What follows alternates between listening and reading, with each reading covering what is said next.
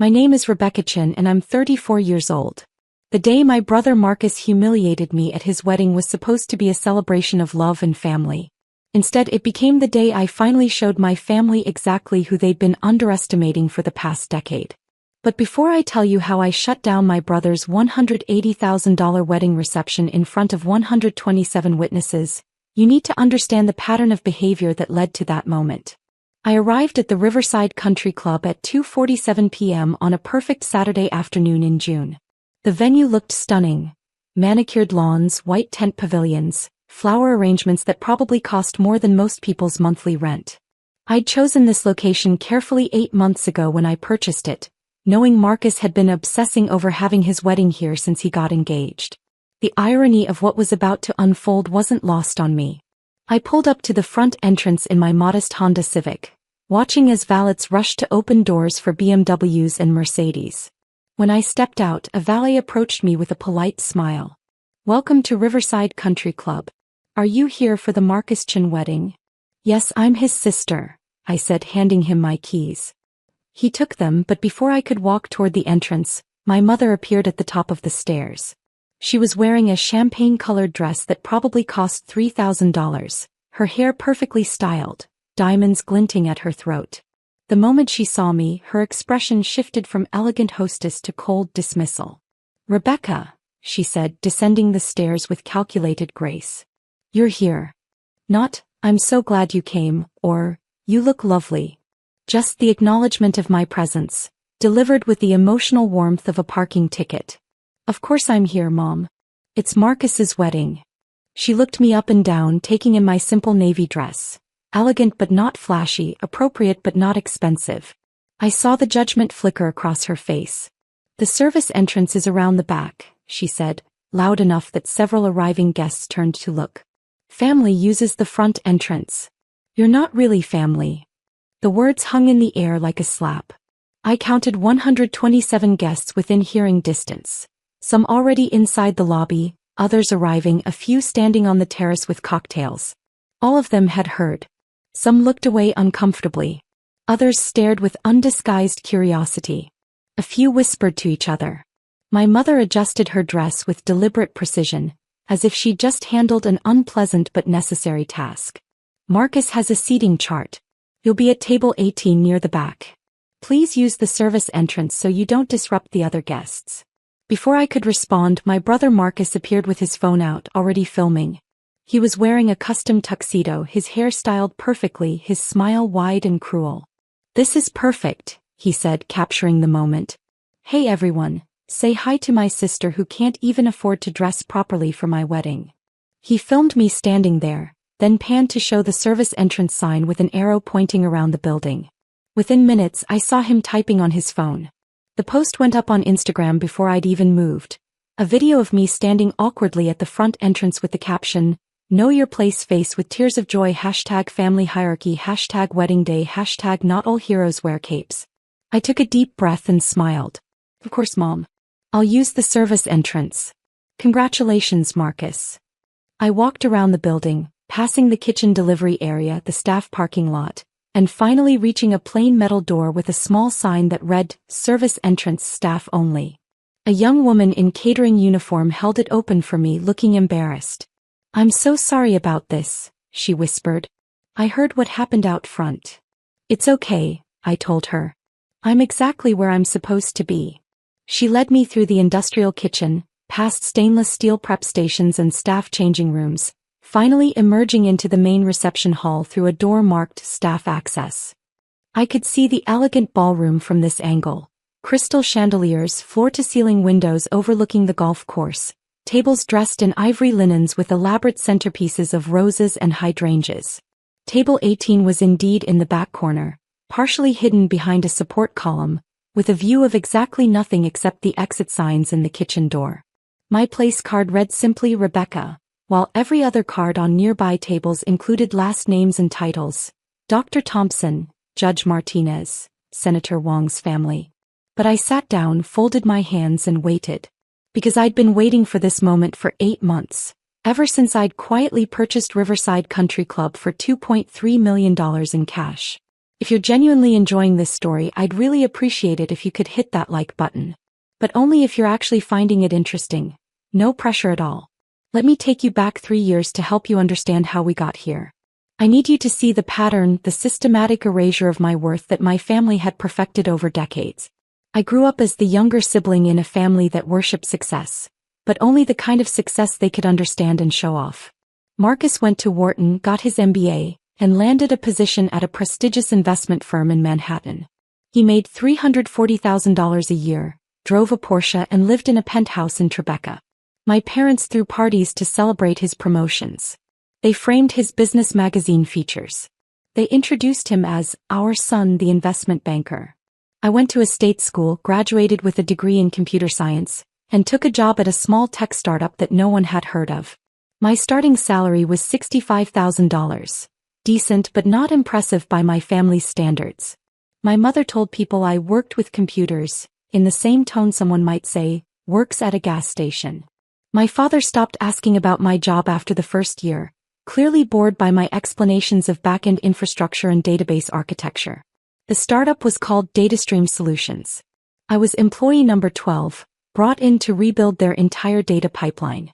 I worked 80-hour weeks, sleeping under my desk some nights, living on vending machine coffee and determination. My family never asked about it. When I tried to mention a breakthrough or a successful launch, my mother would interrupt. That's nice, dear. Did you hear Marcus closed a $50 million deal? 3 years ago, DataStream got acquired by a Fortune 500 company for $840 million. As employee number 12 with equity points and a critical role, my shares were worth $4.7 million after taxes. I was 31 years old and suddenly wealthier than I'd ever imagined. I didn't tell my family. I'd learned by then that my achievements didn't matter to them, so why bother? Instead, I invested carefully. I bought a modest condo in a good neighborhood. Nothing flashy, just 1,200 square feet with good light and a parking spot. I kept driving my Honda Civic. I kept wearing clothes from Nordstrom Rack instead of designer boutiques. I invested in index funds, bought a few rental properties, and continued working as a senior engineer at the acquiring company for $180,000 a year plus benefits. To my family, I remained Rebecca who works with computers. The disappointment. The one who didn't achieve anything worth bragging about. The pattern of exclusion started small and grew over time. My parents would have dinner parties and forget to invite me. When I'd hear about them later through mutual friends, my mother would say, "Oh, it was just for Marcus's work colleagues. You wouldn't have been interested." Marcus got a new apartment and my parents threw him a housewarming party with 60 guests. When I bought my condo, my mother said, "We can't keep celebrating every little thing, Rebecca. It's just a small condo. Family vacations happen without me." "We didn't think you could afford it," my father explained when I found out they'd spent 2 weeks in Italy with Marcus and his then-girlfriend. Holiday celebrations got scheduled around Marcus's availability. "He's so busy," my mother would say. "We have to work with his schedule." If I mentioned I was also busy, she'd wave it off. "You can take time off from your computer job." The financial disparity became a weapon. Marcus would pick up the check at restaurants and my parents would praise his generosity. When I offered to pay, my mother would say, "Save your money, dear. We know you don't have much to spare." At Marcus's engagement party, my father gave a toast, "To my son who has exceeded every expectation and made us prouder than we ever imagined possible." He looked directly at me during the pause that followed, the unspoken comparison hanging in the air. But the cruelest part was the secret I carried. I'd been financially supporting my parents for 6 years. It started when my father's consulting business hit a rough patch. He came to me embarrassed, asking for a loan of $10,000 to cover some expenses. "Just until we get back on our feet," he said. "Don't tell Marcus.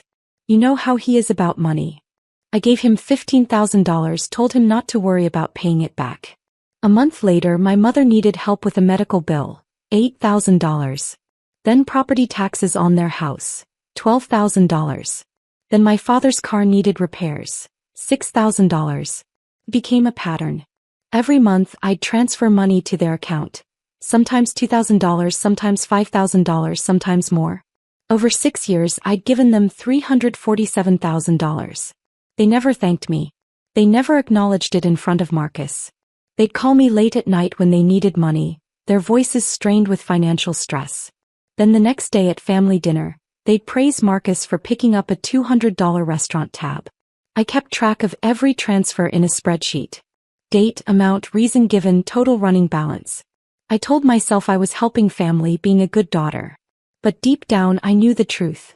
I was buying scraps of acknowledgement, hoping that someday they'd see my worth. They never did. And now, sitting at table 18 in the back corner of the ballroom I owned, watching guests filter in through the front entrance I'd been banned from using, I was done hoping. The ceremony was held on the lawn overlooking the golf course. I watched from my terrible seat as Marcus married Jennifer, a corporate lawyer from his firm. She was beautiful, successful, and from the kind of old money family that my parents desperately wanted to impress. The ceremony was perfect. String quartet, silk ribbon decorations, rose petals scattered on the aisle runner. My mother cried elegant tears. My father beamed with pride. I wasn't included in the family photos. When the photographer called for immediate family, my mother physically turned her back to me, creating a wall with her body that made it clear I wasn't to approach. I watched from my seat as they posed. Parents, bride, groom, Jennifer's family. Not one person looked my way or suggested I join. The reception began at 5:30 p.m. Cocktails were served on the terrace while guests mingled and admired the venue. I heard at least 20 people compliment the location. "This place is stunning. How did you find this venue? This must have cost a fortune." Marcus accepted the praise as if he'd personally created the grounds and buildings with his bare hands. Dinner was a 5-course meal. Butternut squash soup, arugula salad with candied pecans, a palate cleanser of champagne sorbet, herb-crusted lamb with roasted vegetables, and a trio of desserts. At table 18 I was served the same meal as everyone else, though the server looked apologetic as she set down my plates. She was one of the staff members I'd met with when I bought the club, and I could see she recognized the cruelty of my seating assignment. "Everything's delicious," I told her warmly. "Please thank the kitchen staff." She smiled relieved. "Of course, Ms. Chen." My mother was at table 1, the head table directly in front of the dance floor. I watched her hold court, accepting compliments from guests, laughing at jokes, playing the role of proud mother of the groom. She didn't look in my direction once during the entire dinner service. Between the main course and dessert, Marcus stood up to make a speech. He thanked everyone for coming, told a charming story about how he met Jennifer, thanked his parents for their support and sacrifice. "My parents gave me every advantage," he said, voice thick with emotion. "They invested in my education, believed in my potential, and taught me the value of success. Everything I am today I owe to them." The room applauded. My father wiped his eyes. My mother glowed with pride. Marcus continued, "And they taught me an important lesson. Family is everything. Family supports each other. Family lifts each other up. Family celebrates success together." He raised his glass. "To family. To family," the room echoed. I took a sip of my wine and checked my watch. 7:15 p.m. Perfect timing. After dessert the dancing began. The DJ played upbeat music and guests flooded the dance floor. I remained at table 18 watching the celebration from my exile.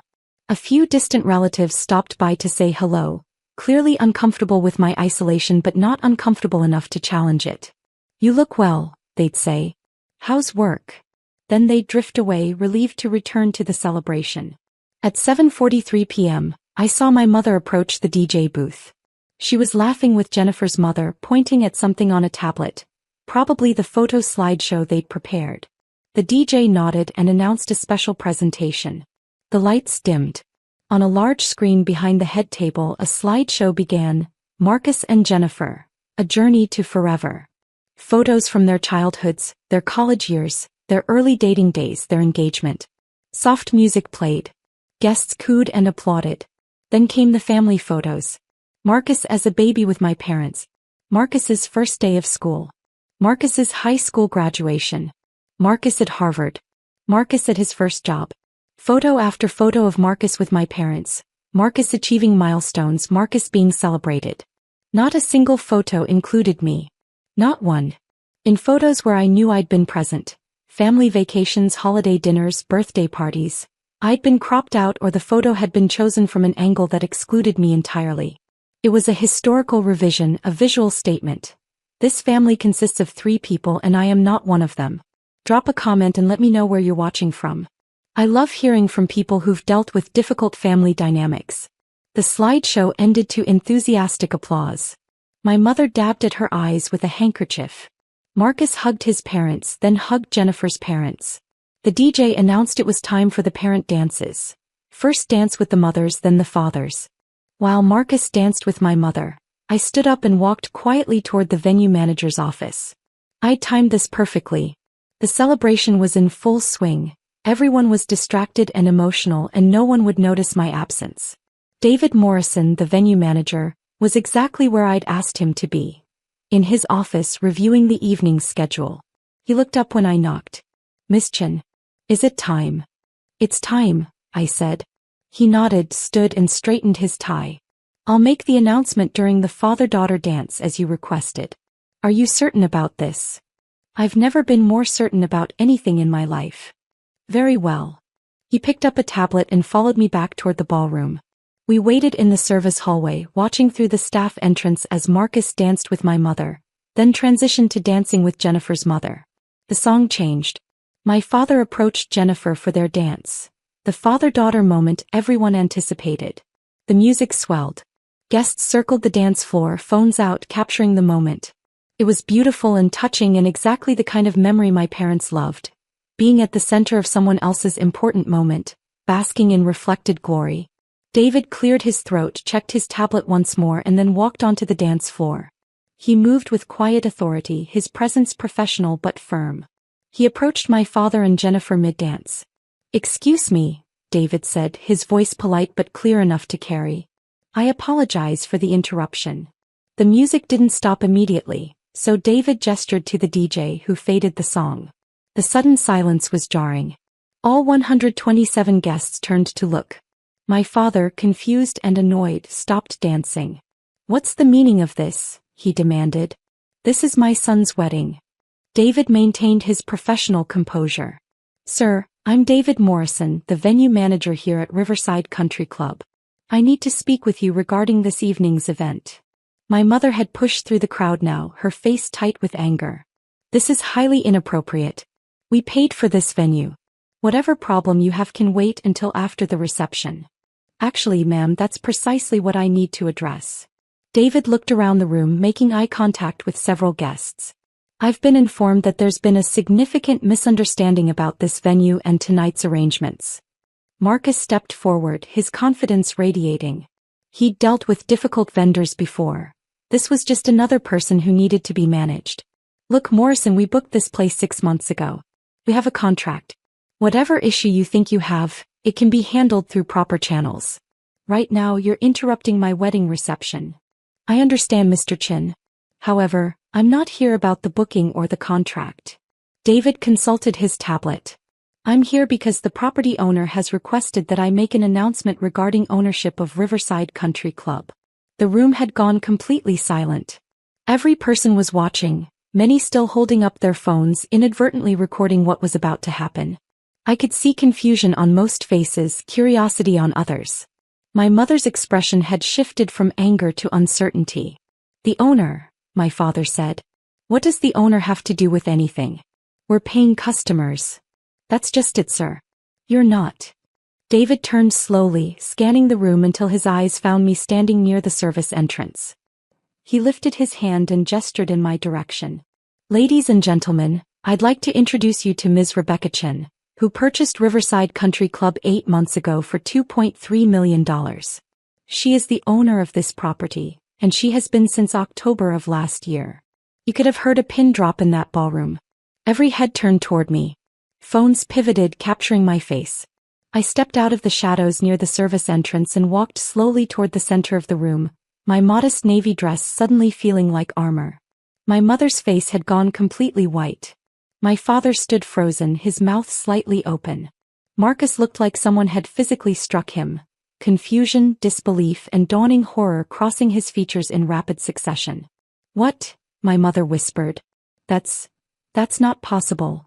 I reached the edge of the dance floor and stopped. "Hello, Mom." Marcus. "Beautiful wedding. Really beautiful venue, isn't it? I thought so too when I purchased it last October." You're lying, Marcus said, his voice cracking. You can't afford, you don't have, there's no way. I have the property deed, the purchase documents, the LLC formation papers, and 8 months of ownership records, I said calmly. David, would you like to continue? David nodded. Ms. Chen specifically chose not to reveal her ownership when the venue was booked. She paid for all the services tonight personally. The catering, the bar, the DJ, the flowers, the tables, chairs, everything. The $47,000 deposit your family paid 6 months ago? Ms. Chen had that transferred into an escrow account. You'll receive a full refund. My father found his voice. Rebecca, what is this? Some kind of joke. No joke, Dad. Just the truth. I own this property. I paid for this entire reception. The country club you've been bragging about to all your friends for 6 months? The prestigious venue Marcus was so proud to book? I let him book it. I looked around at the 127 witnesses, their phones still recording. The service entrance I was told to use because I'm not really family? Also mine. Jennifer, Marcus's new bride, spoke for the first time. I don't understand. If you own this place, why didn't you say something? Why did you let them treat you like that? Because I needed everyone to see exactly who they are, I said simply. I needed witnesses. I needed it documented. I looked at Marcus. I especially needed that Instagram post you made, Marcus. Know your place. With the hashtag family hierarchy? That's going to be really interesting evidence. Evidence, my mother said faintly. Evidence for what? For the lawsuit I'll be filing if anyone in this room tries to claim this was some sort of elaborate prank or that I'm lying. I have 8 months of property records, tax payments, insurance policies, and business licenses. I have the LLC formation documents showing I'm the sole owner. I have bank statements showing the $2.3 million purchase. Would you like David to show you the deed with my name on it? The room remained silent. I could see some guests exchanging glances, others looking down at their phones, probably already texting friends about what they were witnessing. A few people looked genuinely upset on my behalf, realizing they'd just watched a family publicly humiliate someone who owned the very ground they were standing on. My mother tried to regain control. Rebecca, this is Marcus's wedding day. Whatever issues you have, this is not the time or place. No, Mom. This is exactly the time and place. Because this is the culmination of years of you telling me I'm not good enough, not successful enough, not worthy enough to be considered real family. You made me use the service entrance at a venue I own. You put me at table 18 behind a column hidden away like something shameful. You erased me from the family slideshow. You made sure 127 people witnessed your contempt for me. I turned to address the room. I want to be clear to everyone here. I hold no ill will toward any of you. You're guests at what was supposed to be a celebration. But I need you to understand what you witnessed tonight. This family, I gestured to my parents and brother, has spent years treating me as less than human. They've accepted $347,000 in financial support from me over 6 years while publicly dismissing me as a failure. They've excluded me from family events, cropped me out of photos, and told me repeatedly that I'm not worthy of being called family. My father's face had gone from white to red. You're exaggerating. We never. I have bank records showing every transfer, Dad. Every time you called me at 11 p.m. asking for money to cover property taxes or medical bills or car repairs. Every time Mom needed help with expenses and begged me not to tell Marcus because he has his own life to worry about. $347,000 over 6 years. Would you like me to show everyone the spreadsheet? The guests were riveted now.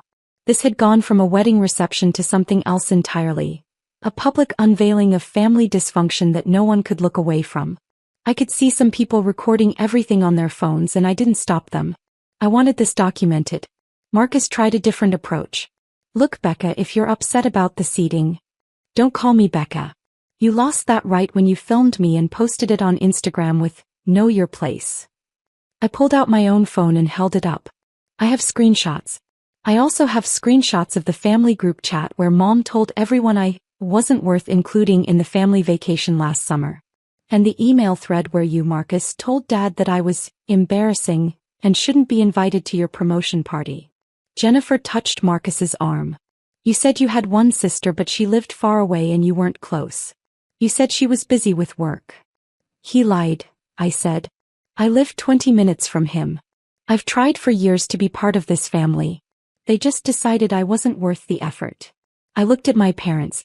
And tonight you made your position crystal clear.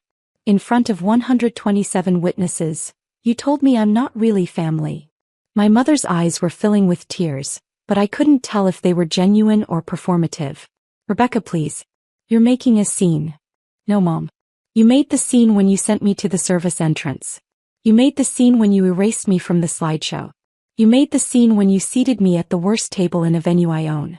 I'm just making sure everyone knows who made the scene first. David cleared his throat. Miss Chen, what would you like me to do regarding the remainder of the evening? It was the question everyone was waiting for. Would I shut down the reception? Would I throw them out? I could see the fear in my parents' eyes, the panic in Marcus's expression. The power had completely shifted and they knew it. I took a deep breath. The reception will continue as planned. Everyone here is welcome to stay and enjoy the rest of the evening. The bar remains open, the food will continue to be served, and the DJ will keep playing. I paid for all of it and I want Marcus's guests to have a nice time. I paused. However, effective immediately, I'm resigning from this family. Mom, Dad, Marcus, consider this my formal notification that I'm done. No more phone calls asking for money. No more expectations that I'll show up to be insulted. No more pretending that I'm part of a family that doesn't want me. You can't just, my father started. I absolutely can. And I am. I looked at David. Please have security escort my parents and brother out after the reception ends. They're not welcome on this property after tonight. You can't ban us from a country club. Marcus said, his voice rising. We have memberships here. My friends have memberships.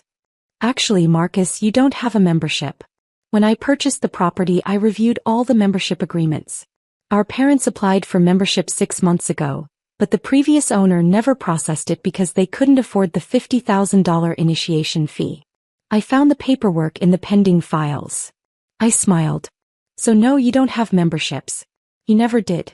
You were just using the club as day guests for wedding planning meetings. The humiliation on their faces was complete. Everything they'd bragged about, the prestigious venue, their exclusive country club access, their elevated social status, had been built on a foundation they didn't own and couldn't afford. My mother was crying now, real tears of genuine distress.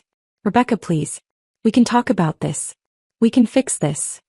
There's nothing to fix, Mom. You made your choice tonight. You chose to humiliate me publicly, to erase me from family history, to treat me as less than human. The only reason you want to talk now is because you've realized I have money and property and success you didn't know about. If I'd stayed quiet about owning this place, you'd have kept treating me the same way forever. I turned to leave, then paused and looked back at the room full of witnesses.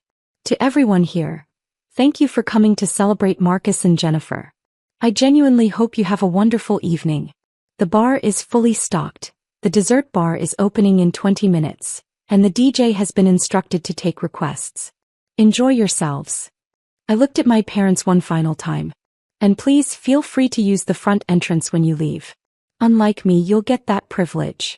I walked out through the front entrance, not the service entrance, with my head high and my shoulders back. Behind me, I could hear the murmur of 127 people trying to process what they'd just witnessed. Some would side with my family. Some would think I'd been cruel. But most would remember that they'd watched a family publicly humiliate someone, only to discover that person held all the power they'd been denied. David caught up with me in the main lobby. Miss Chen, are you all right?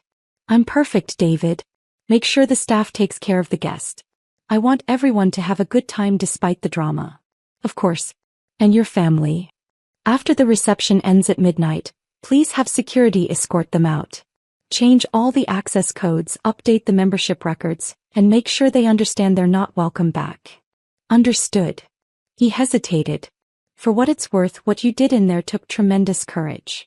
It took 8 months of planning and $2.3 million, I said. But yes, it also took courage. I drove home that night, got into comfortable clothes, poured myself a glass of wine, and finally let myself feel everything I'd been holding back. I didn't cry, I was past tears. I felt lighter, like I'd been carrying a weight I didn't know I could put down. My phone started ringing at 11:47 p.m., right as the reception would be ending. Marcus called first, then my mother, then my father, then Marcus again. I didn't answer. They called 6-7 times before midnight. Then the text started. How could you? You ruined everything. This is so cruel. Call us immediately. I blocked all their numbers at 12:15 a.m. and went to bed. The next morning my phone showed 89 missed calls from various family members. Aunts, uncles, cousins who'd been at the wedding. I blocked them all. A few sent emails instead, which I read out of curiosity. Most condemned me for ruining Marcus's special day. A few said I was petty and vindictive. 3 people, my cousin Sarah, my Aunt Patricia, and a family friend named Helen, sent messages of support. I can't believe they treated you that way, Sarah wrote. You showed incredible restraint. Most people would have shut down the whole reception. I responded to those 3, thanked them for their kindness, and deleted the rest of the emails without reading them. 2 weeks later, I received a letter from an attorney representing my parents. They were demanding I return the $347,000 they claimed I stole from them. The letter stated that the money was given under false pretenses, and that I had manipulated vulnerable elderly people. I forwarded the letter to my own attorney with copies of every bank transfer, every text message begging for money, every email about unpaid bills. My attorney responded to their attorney with a simple message. Ms. Chen has extensive documentation showing that all funds were gifts freely given. If your clients persist in making defamatory claims, we will file a countersuit for harassment and defamation. Additionally, Ms. Chen is prepared to provide evidence of financial elder abuse if your clients' claims suggest they were not mentally competent to manage their own finances. I never heard from that attorney again. 3 months after the wedding, I was having coffee at a local cafe when I ran into Jennifer, Marcus's wife. She was alone, looking stressed and tired. When she saw me, she hesitated, clearly unsure whether to approach. Rebecca, she said finally. Can I talk to you for a minute? I gestured to the empty chair across from me. Sure. She sat down, ordered a latte, and then said, I owe you an apology. I didn't know about any of it. Marcus told me you were distant, that you'd chosen not to be close to the family. He never mentioned that they treated you the way they did. Did he tell you I'd been sending them money for 6 years? No. I found out because your mother called me crying 3 weeks after the wedding, begging me to convince you to start sending them money again. She said they were going to lose their house. Jennifer looked down at her coffee. That's when I started asking questions. Marcus finally admitted they'd been borrowing money from you for years. He claimed it was no big deal, that family helps family. Did he mention that they never once thanked me? Or that they spent those same years telling me I was a failure? No. He didn't mention that either. She took a breath. I also found out that he knew about DataStream. He knew about your acquisition payout. He's been following the tech industry news for years. It's part of his job. He knew you made millions and he never said anything. That actually surprised me. He knew. He knew. And he deliberately kept it from your parents because, and these are his words, if they knew she had money, they'd stop respecting my success. Jennifer's hands were shaking slightly. He wanted you to stay small in their eyes so he could stay big. The cruelty of that took my breath away. It was one thing for my parents to be oblivious, to genuinely not know about my success. But Marcus knew, and he'd actively worked to keep me diminished in our parents' estimation. He'd protected his status as the golden child by ensuring I stayed the family disappointment. I'm filing for divorce, Jennifer said quietly. That's why I wanted to talk to you. I need you to know that I didn't know, and I'm sorry I didn't speak up that night. I should have said something when they made you use the service entrance. I should have questioned why you weren't in the family photos. I was so caught up in wedding planning and trying to fit into his family that I didn't pay attention to what was really happening. You're not responsible for their behavior, I told her. And you're not responsible for Marcus's lies. Maybe not. But I participated in it by staying silent. That makes me complicit.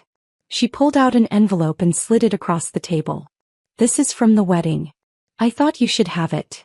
I opened the envelope. Inside was a check for $47,000, the deposit my family had paid for the venue, which I'd put into escrow and planned to return eventually. I can't take this, I said, pushing it back toward her. Yes, you can. Marcus used money from our joint account, money I earned, to make that deposit. I'm giving it to you as a wedding gift for the wedding that should have celebrated you instead of excluding you." She stood up. "I'm sorry, Rebecca. I'm sorry for all of it." She left before I could respond. I sat there with the check, processing the fact that Marcus's wife had shown me more decency in a 10-minute conversation than my family had shown me in 34 years.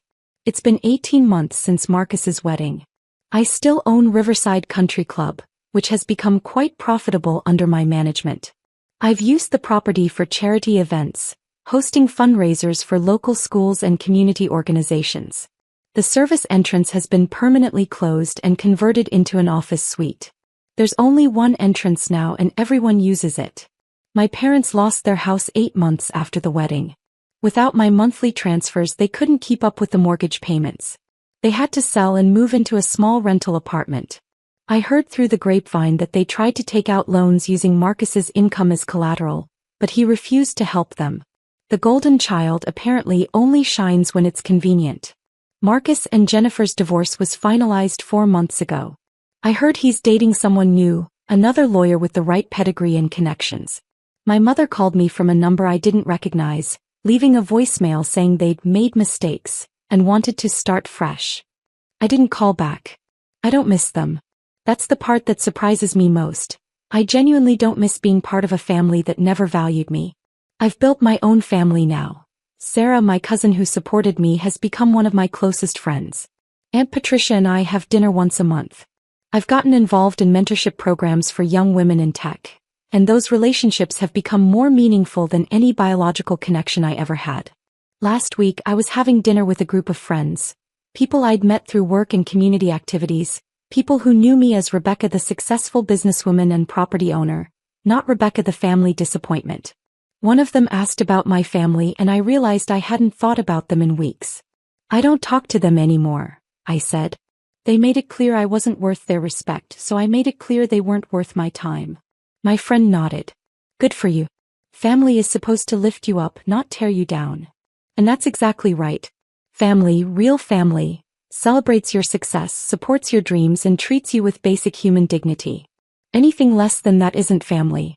It's just people who happen to share your DNA. I learned that lesson at my brother's wedding, standing at the service entrance of a country club I owned, watching 127 people witness my family's cruelty. I learned that sometimes the most powerful thing you can do is let people reveal exactly who they are, then walk away with your head high and your dignity intact. Marcus got his perfect wedding at his perfect venue. My parents got to play the role of proud family for 127 witnesses. And I got something much more valuable: freedom from people who would never see my worth no matter what I achieved. The service entrance is closed now. Everyone comes through the front door. Everyone is welcomed with respect. And if anyone ever tries to tell someone they're not really family on my property, they'll be the ones using the exit. I'm Rebecca Chen. I'm 34 years old. I own a successful country club, have investments worth over $8 million, and I'm surrounded by people who actually care about me. My biological family humiliated me in front of 127 witnesses, thinking I was powerless. They were wrong. And now they know it. And I've never been happier in my entire life.